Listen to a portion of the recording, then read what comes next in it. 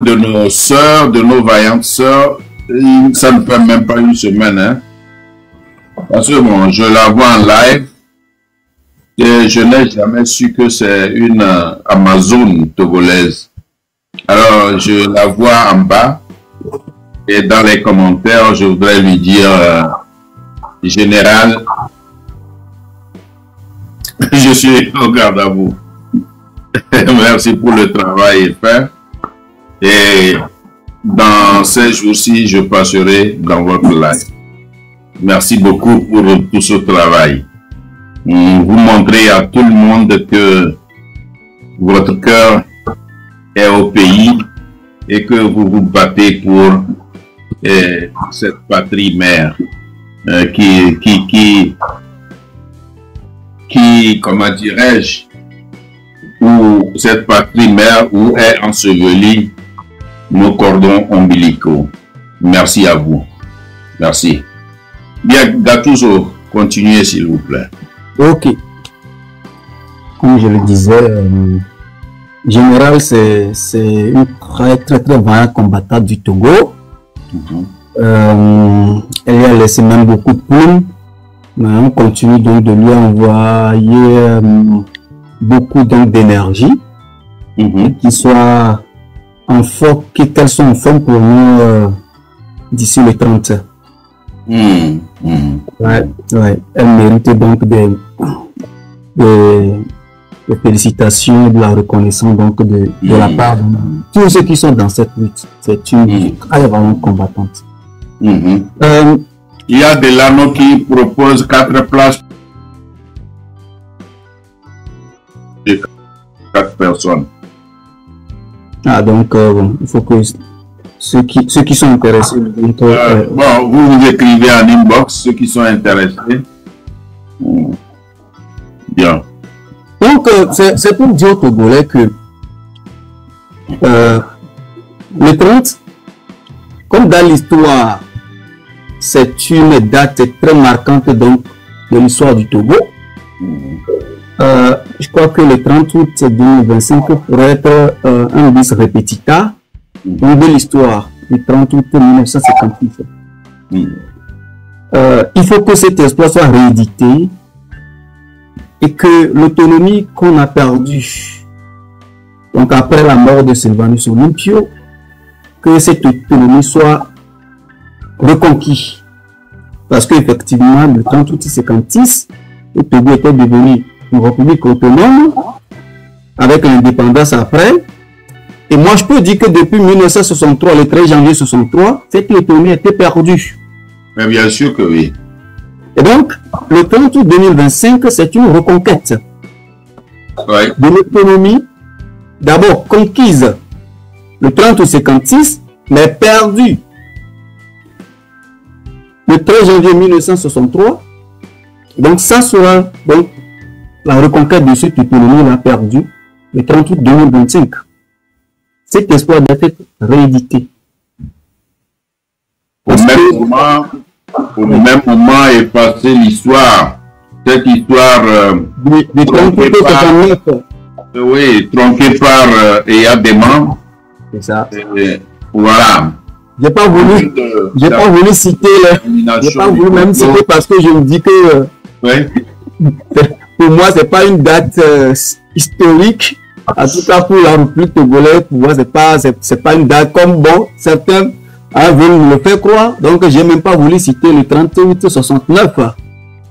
Le 30 août 69, c'est là que la République togolaise a été abattue.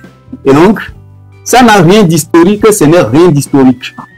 Ça n'a rien d'historique, ce n'est rien d'historique. Donc, cette date, moi, ça me dit absolument rien. C'est cette date qui a assassiné les Togolais. Et donc, si vous suivez bien la situation du Togo,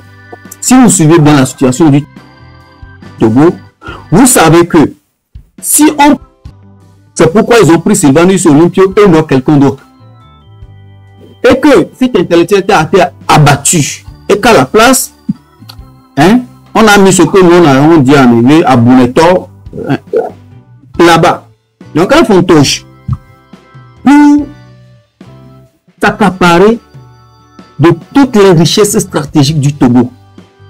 Et en contrepartie, on te garantit le pouvoir à vie. Et donc, des gens ont accepté de sacrifier le peuple togolais, tout ce qui pouvait faire le bonheur du Togolais. Ils ont sacrifié ça et en contrepartie, ils ont reçu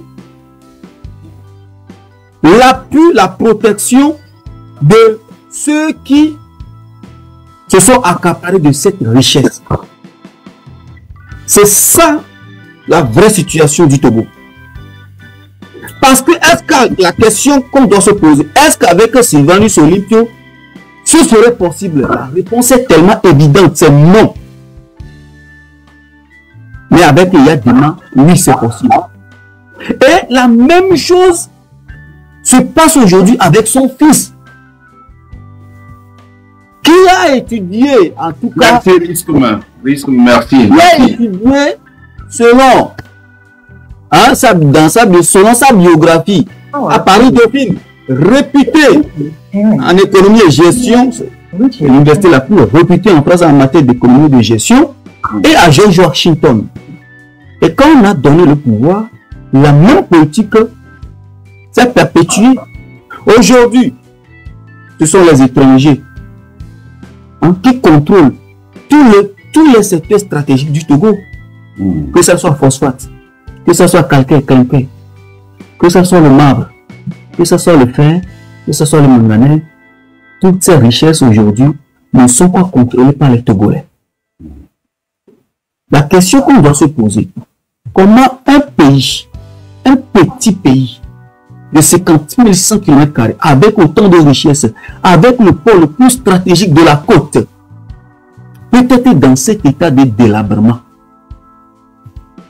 Si vraiment le Togo est un pays, je dis bien un pays, un véritable pays, puisque dans un véritable pays, on a ce qu'on appelle la redistribution des richesses. Puisque cette richesse appartient à tous les Togolais, cette richesse doit être redistribuée. Cette richesse ne doit pas être confiée à des gens et à contrepartie, on te fournit tout ce qui est sécurité pour garantir ton pouvoir. Que le peuple ait faim, que le peuple ait soif, que le peuple croupisse dans la misère, tu t'en fous. L'essentiel, c'est que ton pouvoir soit garanti. C'est ça le Togo. C'est ça la réalité du Togo aujourd'hui. Et la jeunesse doit prendre conscience de cela. Parce que ça ne peut pas changer du moment où ce sera toujours la même personne qui sera à la tête du pays.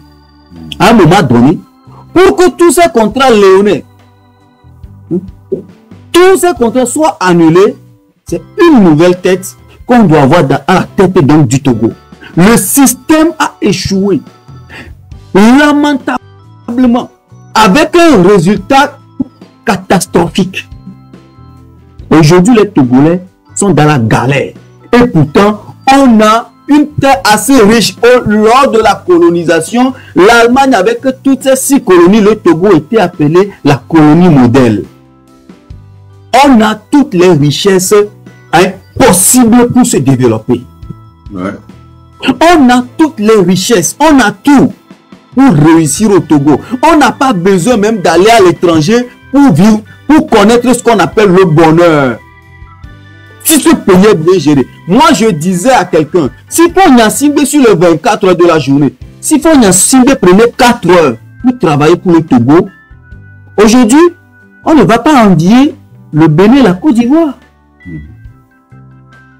Qu'est-ce que le Bénin a plus que le Togo? Qu'est-ce que la Côte d'Ivoire a plus que le Togo? Si ce n'est le porc et le cacao, le café. Qu'est-ce que le Bénin a plus? Si ce n'est pas le porc et le coton surtout. Qu'est-ce que le Togo a? Nous, on a tout ça. Et après, on a encore des gisements qu'on exploite depuis des années. Mais tout ça ne profite pas aux Togolais. Les Togolais sont obligés de quitter le pays pour pouvoir manger. Et on voit l'apport considérable de la diaspora à l'économie togolaise. Ouais. Le PIB, la contribution de la diaspora au PIB du Togo dépasse la contribution de la diaspora ghanéenne à leur PIB, dépasse la contribution de diaspora nigériane, je dis bien Nigeria, la contribution de la diaspora nigériane à leur PIB. Nous, on est pratiquement à 9%. Sans que les autorités judiciaires du Togo n'en fassent absolument rien. Je dis, un pays endetté de 4 500 milliards, comment est-ce qu'on peut le comprendre? Imaginez, quand les pays occidentaux sont souvent en difficulté, on appelle il y a ce qu'on appelle l'austérité. Et l'austérité, là, ça commence par où? D'abord par le haut. Où on découpe souvent les budgets de certains ministères. Et la plupart du temps, ces ministères, ils crient, oui, on ne peut plus fonctionner. C'est comme ça, ça se passe. Est-ce qu'on a déjà entendu ça au Togo? Qu'on a rabaissé le budget du fonctionnement de la présidence, on a coupé dans les dépenses de tel ministère? Jamais. Tout ce que vous allez entendre, c'est l'augmentation du prix du carburant, de l'électricité, de l'eau et des denrées alimentaires. Jamais le sacrifice ne vient jamais d'eux. Où on va dire qu'on va baisser peut-être le salaire des ministres et de tout ce qu'ils ont créé ces derniers temps. Le sacrifice est venu la dernière fois. Hein? Attention, ils ont dit que bon, pour l'électricité, ben, les directeurs, les ministres ne paieront plus. Ben voilà. Donc, ils ont dit, on a payé ça combien d'années? Combien d'années? Combien d'années? Ça veut dire que le Togolais qui n'arrive pas à gagner 50 000 francs par mois. C'est une façon de me montrer. Bien sûr. Est-ce que c'est vrai? Est-ce que les ministres et les directeurs de société ou bien les directeurs de bureaux, est-ce qu'effectivement ils payent maintenant? Ils ont commencé par payer? Il faut aller vérifier. La gouvernance du régime. La gouvernance de Pognassingbe, c'est une calamité. Ah. C'est une calamité. Écoutez. Ils le disent seulement, ils ne le font pas. Écoutez, comment est-ce qu'on peut comprendre que le Togolais qui n'arrive pas à gagner 50 000 francs par mois paie, je dis bien le Togolais, puisque le salaire contribuable paie les factures d'électricité, d'eau, des ministres, un seul peut consommer jusqu'à 2 millions. Comptez le nombre de ministres dans ce gouvernement. Sur combien d'années? Sur combien d'années? Même les résidences secondaires, même les résidences, le frais d'eau et d'électricité, c'est le Togolais qui paie. Ah oui. Ça veut dire que, en gros, on est dirigé par une plutocratie avec des gens riches, déconnectés de la réalité du Togolais lambda et qui ne savent absolument ce qui se passe chez ce Togolais lambda là. Ils ne savent absolument ce qui se passe. Parce que eux vivent quoi? Eux vivent comment? Dans l'opulence totale. C'est une plutocratie. Le Togo est une plutocratie. Les plutocrates, c'est comme ça. Eux s'en foutent. C'est quelques castes riches et qui prennent en otage un pays et ils font ce qu'ils veulent. Personne n'a le droit de contester. C'est ça le Togo. Où le Togolais vit aujourd'hui dans l'insécurité totale. Merci beaucoup. Merci pour ce développement. On va passer la parole aux autres aussi. Bon, vous êtes d'accord? Oui, Léon voulait une motion, donc s'il peut, je ne sais pas si c'est par rapport à moi, s'il peut le faire rapidement et comme ça, bon, moi je laisse la parole. Ah bon, Léon, une motion par rapport à ce qu'il dit? Pas directement, mais je voyais dans les commentaires, vous aviez aussi fait cas de ça en parlant des gens qui mettent des bus à la disposition, ou bien qui mettent des places à la disposition de leurs frères pour aller dans les marches. Bon, vous savez, je sais que vous connaissez bien le système. Notre pays, nous devons être sur le qui-vive. Il va falloir connaître bien les personnes avant de passer ces informations pour que les gens ne tombent pas dans des appâts. Comme vous le savez très bien, M. Ali, notre pays est un petit territoire pris en otage par un groupe de fantaisistes, des farceurs et des médiocres dans un clan terroriste officialisé par notre cupidité et des institutions aux têtes médiocres et de mauvaise foi. Donc, nous devons être sur le qui-vive quand les gens viennent sur les panels et qui passent ces informations. Prière de vérifier bien les personnes avant quand même de donner ces informations aux gens. Nous savons bien que des gens ont de bonne volonté, mais il faut connaître les gens. Ils ont des systèmes. Nous sommes devant le système de la dictature. Je m'arrête là-bas. Ce que je voudrais dire, merci. Et à Gattuso, ce sera un lieu de rencontre. On peut ne pas être de Thierry, mais nous sommes tous de Thierry, nous sommes tous de Secoré, nous sommes tous de Palino. Nous y serons et nous allons y résider. Ok? Ça c'est sûr. Merci beaucoup, Léon. Merci beaucoup, merci. Oui, l'annonce qui a été faite concernant les bus, bon, celui qui l'a annoncé, c'est Ghislain, et c'est un camarade, on travaille ensemble, c'est un grand combattant. Bon, mais ce à quoi vous faites allusion aussi, c'est qu'il faut être prudent, ça c'est vrai. Et puis il y a un camarade qui a dit qu'il peut loger 4 personnes chez lui. Bon, le camarade, moi je ne le connais pas. Donc, les gens, ceux qui veulent aller, ils vont s'écrire en inbox. Il faut que vous vous connaissiez mieux. Il ne faut pas aller tomber dans le piège de quelqu'un pour que, bon, arrivé à Paris, vous soyez kidnappé par les gens du RPT Unir. Donc, il faut se méfier, il faut faire beaucoup attention. Surtout en cette période où le régime est tellement menacé et fort a tellement peur, il ne sait plus où donner de la tête. Alors, voilà. Et on sait ce qui se passe au sein de l'armée.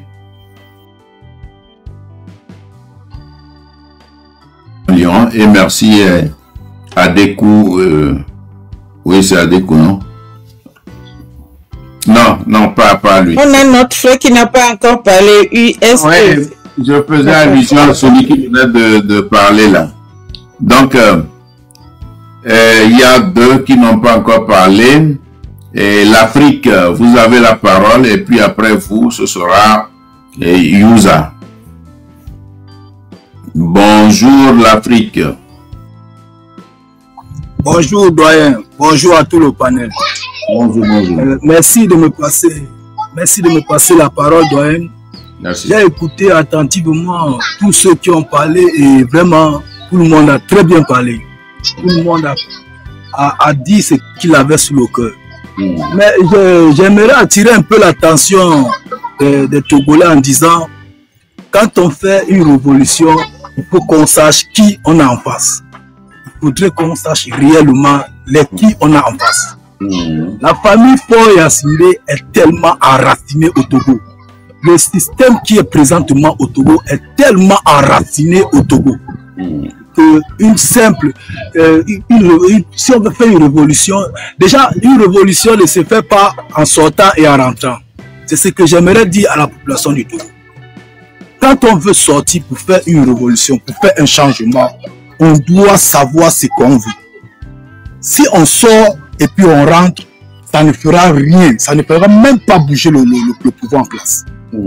Parce que les révolutions se font dans les rues. Il faut paralyser le pays. Il faut aller chercher les personnes à la racine même. Si on sort, comme je vois, on a fait en Côte d'Ivoire, on est sorti et puis on est rentré, ça ne fait pas bouger, un gouvernement. Ça ne fait pas bouger un gouvernement. Quand on sort pour faire une révolution, on sort et on reste dans les rues, on paralyse le pays. Ça force le gouvernement à fuir. Mais s'il faut sortir, la dernière fois le Togo est sorti, mais les jeunes Togolais étaient tellement qu'ils avaient l'envie de faire. Mais on a vu les politiciens sont venus, ils sont rentrés, ils ont récupéré la révolution. Les présidents des partis civils ont récupéré la révolution. Et eux aussi, on les a récupérés dans le pouvoir. Et ça a échoué la révolution. C'est ça qu'il faut éviter. Quand on veut faire une révolution, si des gens viennent récupérer la révolution, il y a 90% de chances que cette révolution ne passe pas. Parce que quand les gens viennent récupérer une révolution que les jeunes mènent pour faire les porte-parole, ils seront achetés. Le gouvernement en place va les acheter. Et ils vont détruire la révolution.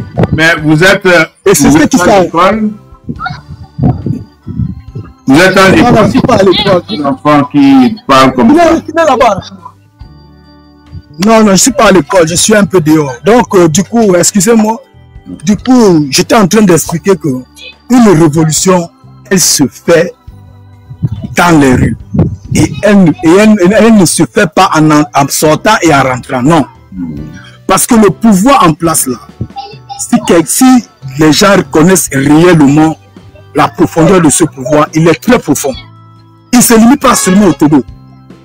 Il ne se limite pas seulement au Togo.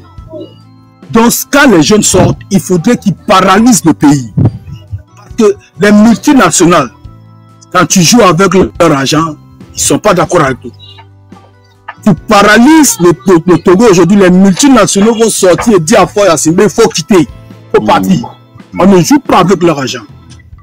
Mais si on sort aujourd'hui et puis on rentre le soir, mais ça ne fera bouger, rien ne bougera. Rien du tout ne bougera.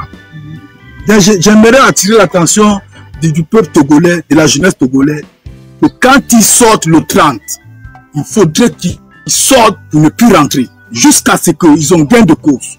Et pour le monsieur Adebayor, mais celui qui ne connaît pas, il n'y a aucune star au monde n'émerge sans être dans le système.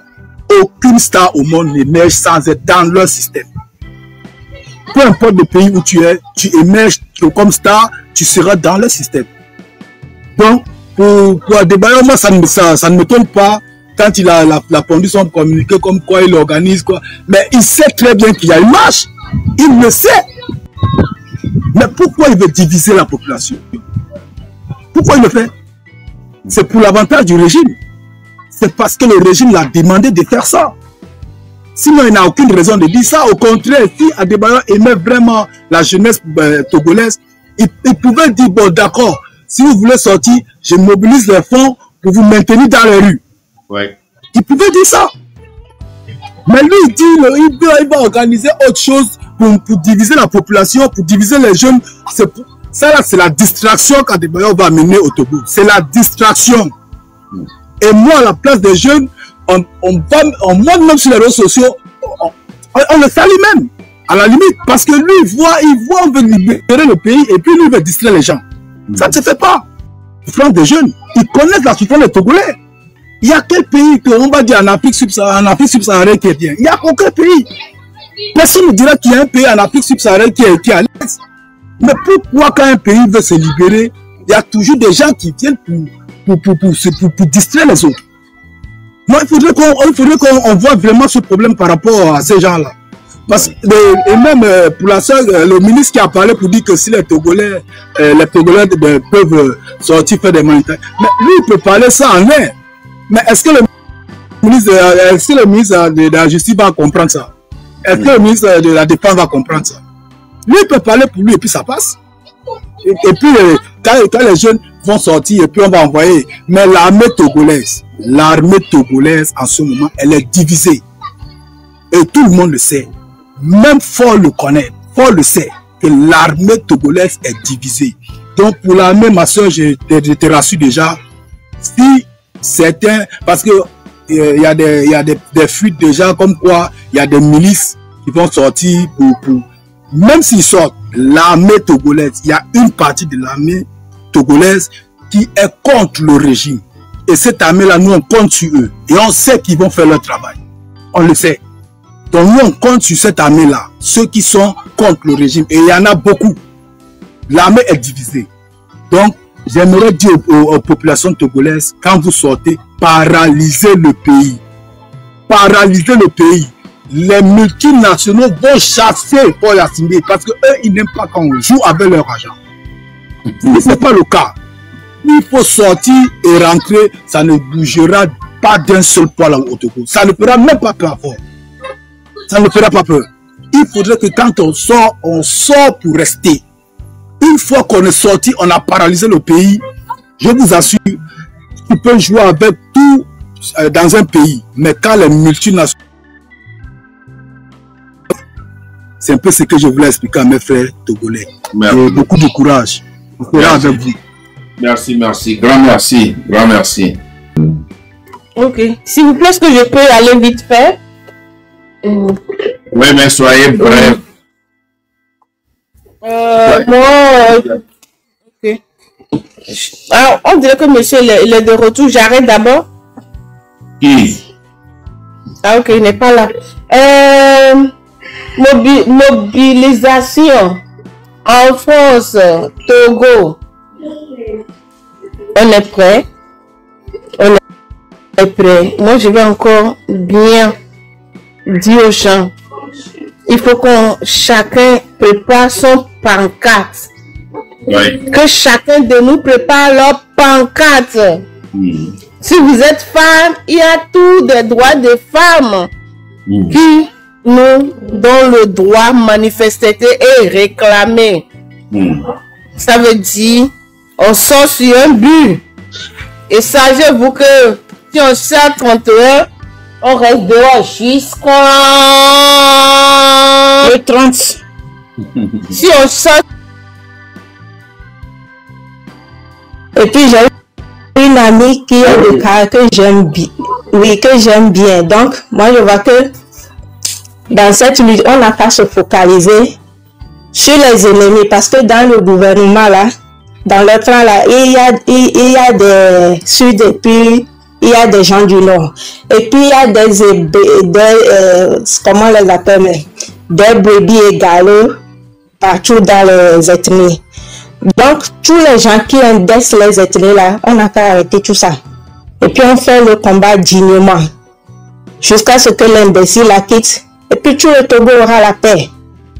Donc pour l'instant, les gens du Nord qui disent les gens du Sud, on arrête. Et puis les Sud qui disent les gens du Nord, on arrête tout ça. C'est ce que moi je voulais t'apporter ici.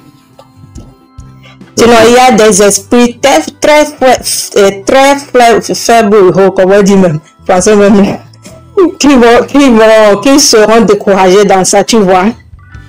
Donc, c'est pas la peine. Donc, c'est ça, moi, je voulais t'apporter. Merci beaucoup. Dis-le là, à 20h, oui, à 20h. Ah, ok. Voilà. J'ai pris le là spécialement pour la lutte là. Ah, ok. Donc on est ensemble. Donc vous allez moi je vais faire des injections. Ok, moi aussi je te laisse continuer, je te laisse prendre d'autres personnes. Merci beaucoup. Non, je dois aller faire des injections aux animaux. Ah ok, ok. Merci. Merci. Merci à vous tous. Merci à tous ceux qui sont connectés ici et à ceux qui ont apporté, partagé, donné des cadeaux. Non, c'est qui encore? Moi j'ai dit la Kaga, il faut vite parler, je vais quitter. Si chef canton de Pézonde, mes respects. C'est la première fois que je monte. Bref, moi je vous appelle depuis le... Ok, je suis toujours connecté, je vous suis de près. Merci beaucoup pour le travail que vous abattez tous les jours. Nous abattons nos ensembles. Moi, je voudrais dire aux Togolais que de serrer vraiment la ceinture.